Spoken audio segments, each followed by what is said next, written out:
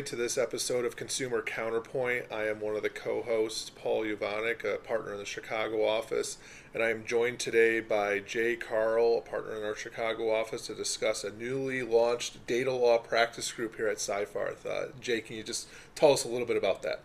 Sure, glad to. So good morning, everyone. My name is Jay Carle. I chair the Digital Asset and Technology Advocacy Practice at Seyfarth. So data law, we thought that was pretty fitting. And basically what it is it combines our practices in privacy, e-discovery, information governance, cybersecurity, AI legal advisory, as well as our data science and analytics practice and people analytics practices. Yeah, absolutely. And I think it seems like a very interesting and timely, based on what we've been seeing in lawsuits, at least as a litigator, how often we touch on these several different areas often, and reaching out to e-discovery and the cross-departmental collaboration on a lot of our lawsuits, because a lot of, at least from a privacy perspective, it touches on a lot of different labor and employment, maybe just consumer litigation, but always touching into technology, data, e-discovery. So it seems fitting, and I just want to get an idea of, why do we think, in 2026 this was something that, we really want to go all in on? Yeah. So really, the way that we've put the practice together is really a reaction to our clients' needs. So, originally, right, there was, many years ago, there was concern and issues in electronic discovery, and we had that practice. And then privacy became a real issue in cybersecurity, and a lot of our clients and our practitioners came to us to figure that out, and so we became privacy attorneys, right? And so as kind of things have developed, we really started to see an overlap and a merging of the practices, right? And those issues for our clients overlap as well. So privacy issues, overlap with cybersecurity issues. Privacy issues now overlap with AI legal advisory issues and information governance issues. It's about understanding where the information exists within an organization, what to keep, what to destroy, and kind of understanding the regulatory and risk profile across that entire regime. Sure. So there's a lot of overlapping disciplines.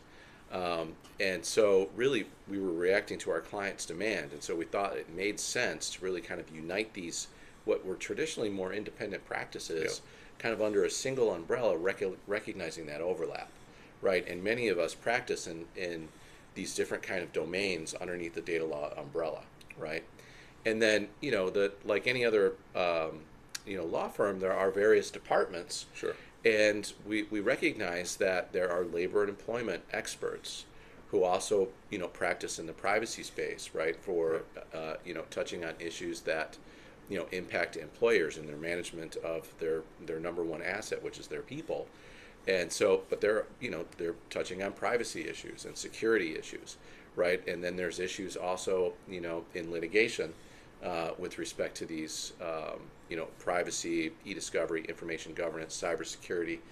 And it extends also to other departments and other practices like corporate and real estate in terms of the use of AI or the management of information that goes into a deal, right? And being able to, comply with various regulatory and contractual obligations. Yeah, and I think it's interesting because, at least from my perspective, so practicing a lot under the Illinois Biometric Information Privacy Act statute, we have, there's kind of two buckets. There's the consumer side and there's the employment side.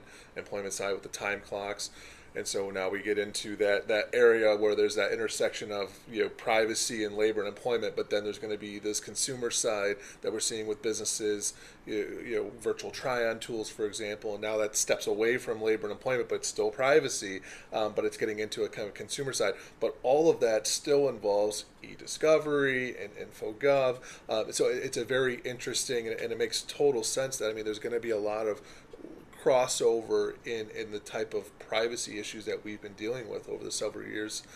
And so, Jay, how large does this group look at Seyfarth right now? And I guess it kind of just it kind of just can sprawl in all different directions. That is true.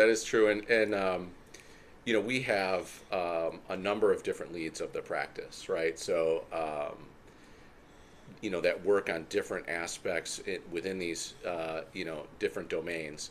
And it is true. It is very broad, but it makes sense for us to, work together as partners and as a group in the delivery of legal services to our clients, right? So, many of our clients want a holistic approach to information governance and privacy concerns and AI readiness and AI legal advisory, compliance concerns, and they all overlap, right? So if you're getting ready to implement AI policy at your organization, or you want to deploy it, and you should, you want to understand all the various kinds of compliance and information governance risks that might exist out there, right? So with AI, it's garbage in, garbage out. So there's a lot of thought that should go into, how you deploy it within an organization, as well as how it should be used from a litigation perspective with respect to the creation of evidence, the inputs and outputs of an AI platform, whether it's agentic or something like Copilot or Gemini, are potentially discoverable. Then, of course, there's regulatory regimes popping up, within the United States on a state-by-state basis, privacy considerations, and also internationally with the EU AI Act and other regulatory regimes popping up. So the discipline really needs to approach it from a holistic standpoint across these domains, I guess you would say. And we really did our homework. We looked at the marketplace. We looked at our competitors. We looked at consultancies as well, and really tried to understand other approaches, and decided to take this innovative approach, which we think is fairly unique in terms of our approach to clients, in terms of approaching it from a holistic standpoint. And that's not to say that if we engage on a specific project that it necessarily ropes these other kinds of issues in, but we can definitely do that. And those practitioners are talking to each other, right? If you talk, it's interesting, like if you talk to a labor and employment attorney, and you talk to a litigation attorney, and you talk to a corporate attorney, and you ask them to give us your best AI governance policy. Right. Each one of them will have a different take. Right. And then because they're coming at it from different perspectives. different experiences. Yeah. Right. You know what I mean? So we recognize that, and we need to account for all of those issues, including like issues like intellectual property. Sure. Right. Yeah. I mean, it just creates that deep bench that I think a lot of our clients are looking for. Of it's just, we're not just pigeonholed into from my perspective, I do a lot of privacy litigation, but I don't have the considerations from an e-discovery or labor employment. But I love pulling people like you in, or some of our labor employment attorneys in, on those specific issues, because that's what's in the best interest of the client.